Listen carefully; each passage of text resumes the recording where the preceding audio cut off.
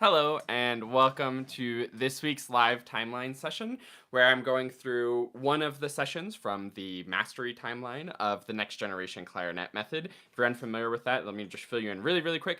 The next generation clarinet method is my method program that I've put together. It involves a method book, and it also has video demonstrations of me sort of going over how to do all of the exercises. And it also has these really cool timelines where if you're a beginner or an intermediate or an advanced player, you sort of go through these different timelines where you go through the exercises of the book in a little bit different order, do a little bit different exercises as a way to have the book be a little bit more level specific and not too overwhelming, where the beginning's too easy for the advanced players, or the ending is too hard for the beginning players. So it's a good way to sort of keep you on track and keep you where you belong. So I'm on the sort of intermediate timeline. It's called the mastery timeline because it's all about mastering the fundamentals. So the exercises that I'm working through right now are just what the timeline says, just to sort of demonstrate to you all how it works, whether you have the book or not. And you also get to hear me do some good warm-up exercises like we normally do in the live weekly warm-up. So today we're starting to wrap up, or we're on the second half of the sort of reviewing the fundamentals part of the mastery timeline. This is the third session. I mentioned last time it might have been worthwhile for me to go through the second session a little bit more. I have done that exercise a little bit more since the last time I demonstrated it last week, and it's been a helpful exercise for sure. So now I'm on to the next box, which is the next session in the timeline. This is all about tongue position. So if you remember 2 weeks ago, the first one was about sort of the Aaron embouchure sound quality stuff. The second one was about fingers with some finger flexibility exercises. Today we're going to be talking about tongue position with one of my favorite exercises, the tuner tongue test. So let me go ahead and read what the sort of purpose or the focus is for today in the timeline. So the focus is page 17 through 18, Making a Great Sound, part 2. And the purpose is the last piece of the How to Play Clarinet Triangle. The tongue can be a bit tricky to master. The tuner tongue test will help you to find the optimal position of your tongue and bring awareness to what is happening in your mouth. Then, the one-note long tones will help you maintain control over the proper voicing as you play many different notes and dynamics. So let me go over to the book and go to page 17, and we can start looking at the tuner tongue test. So I'm going to go ahead and read all the instructions here. The tuner tongue test. This exercise is all about ensuring your tongue position is correct. The back of the tongue should be very high in the mouth, touching or almost touching your top back teeth, while the tip of the tongue is slightly lower and very close to the tip of the reed. This should result in a nice high arch to your tongue that directs the air straight through the reed at the imaginary bullseye in front of your mouth. If you remember 2 weeks ago, we did that bullseye breath support. The combination of tongue position and mouth shape is called voicing. Great voicing yields the best sound for each note.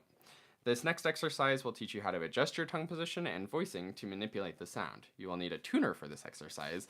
There are many free tuner apps available, blah, blah, blah. I am going to be using the free tuner app available in Fourscore on my iPad that I'm reading the book off of. So let me pull up the tuner, and then we'll talk about the actual exercise. Okay, so step one, take the mouthpiece and barrel off of your clarinet. Make sure you have cork grease so that that is easy. Have the tuner up, blow through the mouthpiece and barrel as if you're playing a note, and then notice the pitch on the tuner and experiment with changing your tongue position and notice what happens to the pitch on the tuner.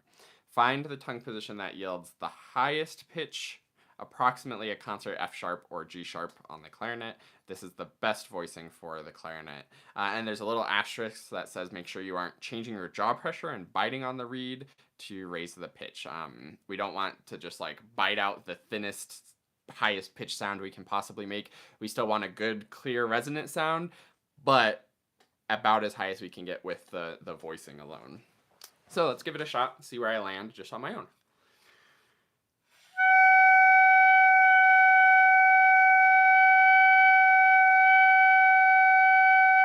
Cool, so I'm at about like a 40 cents sharp concert F sharp, so that is plenty sharp.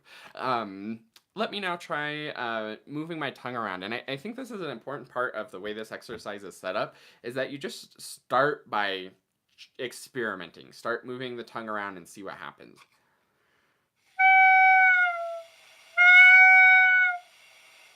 Let me do a little hand puppet so you can sort of see what my tongue's doing. So this is my tongue in my mouth.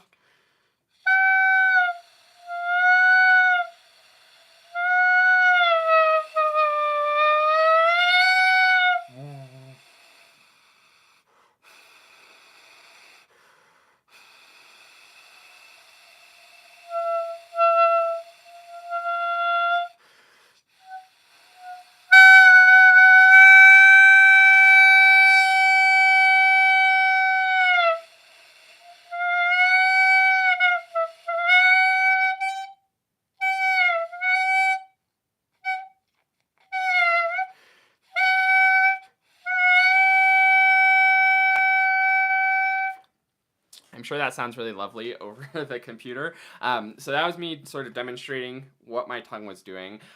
While you're doing this, it's a good idea to be looking at the tuner so you can see sort of what the pitch is doing. It's probably pretty obvious to hear what the pitch is doing. One other thing that's really important to be paying attention to with this exercise is the stability of the pitch. A lot of times when people do this exercise, you might get something like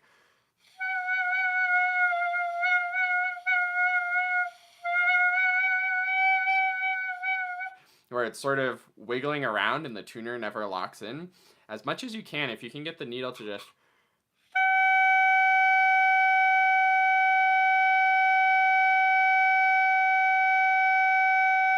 so I fluctuated between 43 to 45 cents sharp on the concert F sharp, which is pretty good. 2-3 cents range is not a problem at all.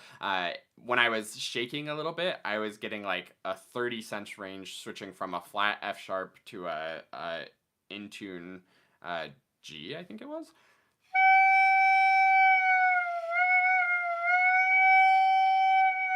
Yeah, it was a G, so it was actually even higher in pitch. So just making sure that you can stay stable definitely on one pitch and within a couple cents if possible. That's a little bit tricky, but it's a great part of this test to keep that stability. Now I'm going to try to use that experimentation and see if I can now hit an in-tune concert F sharp. It says in the instructions approximately a concert F sharp, but let's see if I can hit dead on F sharp just to practice the control and the flexibility here.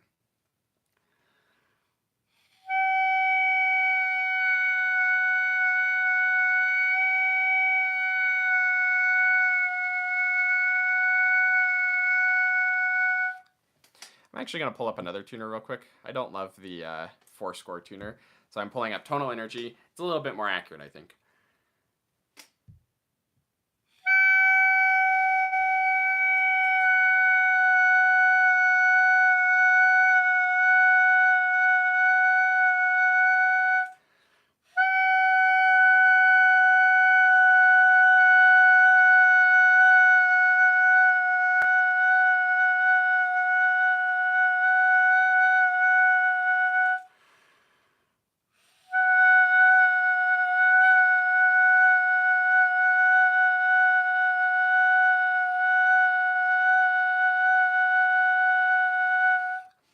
So you can hear that that's a little bit shaky. It's actually pretty difficult for me to hit the dead center F sharp in tune. So that's a good challenge there to be able to get it in tune and have the control, but also get whatever is comfortable at least an F sharp or higher. If you're under an F sharp, that's a good sign that you're going to be too low. So like under an F sharp is that kind of voicing. And when you bring that voicing to the instrument, that's when you run into this kind of problem.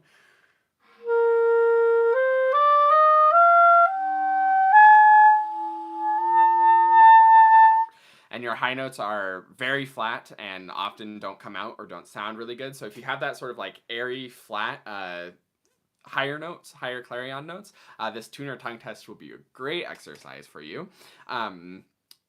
But the stability is the key. Bringing the pitch up is key. As long as you're getting at least an F sharp or higher, keeping that stable will be great. So that's the tuner tongue test, sort of helps with voicing. I'm going to experiment now on this next exercise for today. Oh, speaking of the next exercise today, I forgot to set my timer.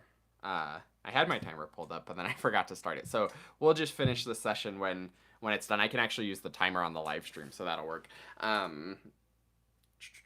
Because remember, each session is approximately 15 minutes for the main blue boxes on the timeline. Great. So the next exercise is the one note long tones. So this is a great way to directly apply what we were just doing with voicing. So I'm going to actually experiment with that lower voicing that got me closer to the in tune F sharp and just see what happens. And I'm actually not even going to start on the note that's written. I'm going to start on a higher note because it's so much easier to hear the voicing things on those higher notes. So I'm going to do a high G. But I am going to do the dynamics that are written.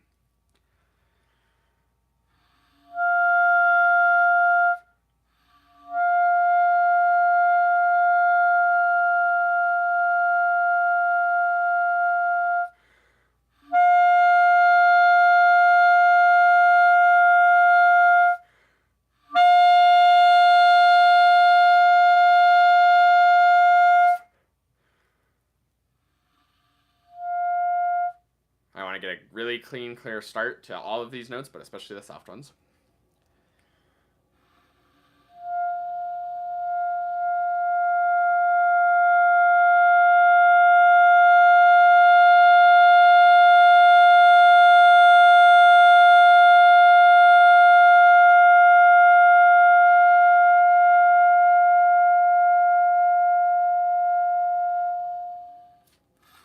Great. So I am tending to be a bit on the sharp side, which is normal for me, but even the notes as I'm playing are a bit sharp. So I'm going to actually just pull out my barrel a little bit to adjust there.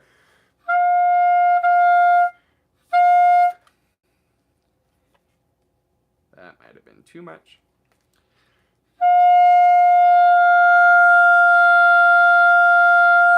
Yeah.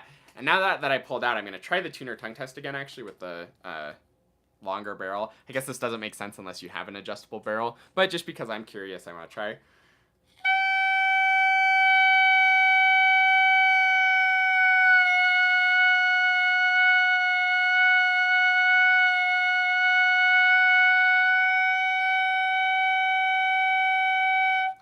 So I'm naturally wanting to be around that 45 cents sharp, concert F sharp.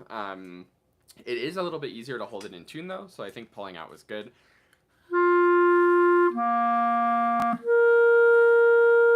It also helped all the other notes be more in tune too.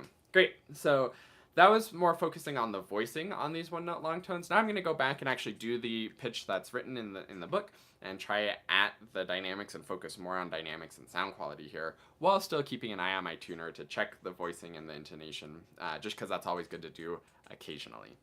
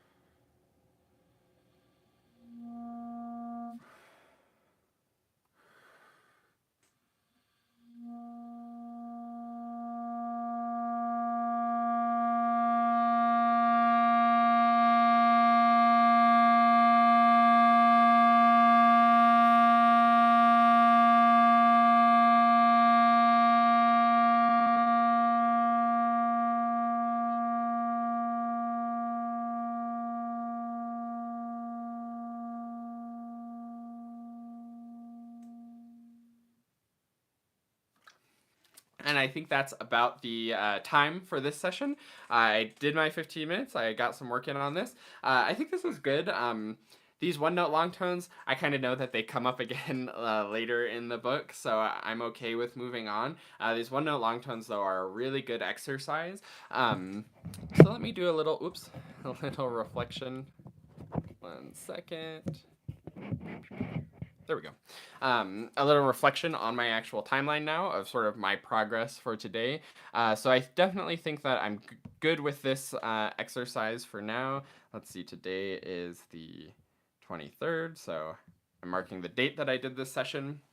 And my note for the progress is that my pitch and sound quality are not necessarily agreeing. Like when I was experimenting on that C at the pianissimo dynamic, especially of playing it and seeing where the tuner was with my best sound, and then moving and having that flexibility to adjust to in tune. And the sound quality when it was in tune was not as good of sound quality as when it was sharp. That probably indicates an equipment issue. I've been considering looking at different mouthpieces actually, because this mouthpiece is more pitched at 441. So if I'm going to be playing at 440, it would be good to have a mouthpiece that I really like that plays really well at 440.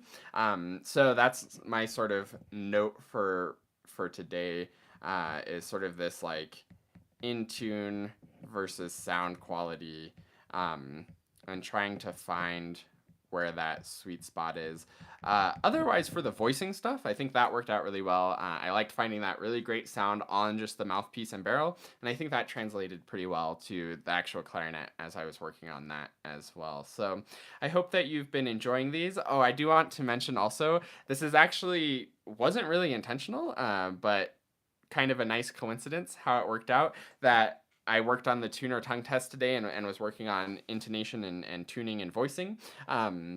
I should specify that the tuner tongue test in the book is much more about voicing than in tune, so don't stress so much about what the tuner is saying. Worry more about the quality of sound. The tuner is just a tool to help us sort of find that right voicing, find that right pitch, and test ourselves to see where in tune actually is, and where that good sound quality actually is. And if you find that the good sound quality and the good intonation is not agreeing, then that's a note like what I made for myself. And that does actually tie in perfectly with the point that I was just making, that last Saturday, a couple days ago, I released a video all about how people commonly use their tuner wrong. And if you're looking at this exercise trying to really just hit the tuner dead on and not paying attention to the sound quality, then that's a perfect example of that, how you're using the tuner wrong.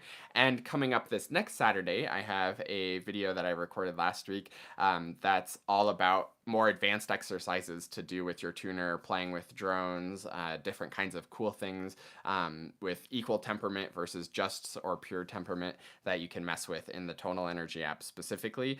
So this was actually very perfect timing for me to be talking about intonation and tuning along with the other regular videos that I've been posting these 2 weeks. So thanks so much for hanging out. I hope that you enjoyed this little video, this live session going through the timelines. We'll be back at it next week. Like I mentioned at the beginning, next week is the last of the sort of reviewing the fundamentals. So we've locked in our air and embouchure. We got our good finger motion going. We have our good voicing and tongue position from today. Next time we're going to be talking about articulation and actually moving the tongue to shape the notes. And then we have all the fundamentals of playing the clarinet down, and we'll be ready to go on to sort of the main chunk of this timeline, which is the true mastery of all of these things. So I hope that this was helpful for you. If you have the next generation clarinet method, then this is a great demonstration of how to actually implement the timeline. So I hope you're enjoying that. I should also mention, if you don't have the next generation clarinet method, you can go to quickstartclarinet.com/nextgen, or no, sorry, /sample, quickstartclarinet.com/sample. That link's also in the description, and you can get a few sample pages for free if you want to get a sort of peek into what the book actually looks like and some of the exercises that I'm actually going through. So thanks for watching, and I'll see you next week on the next live timeline session in lieu of the live weekly warm-up fun times that we've been having.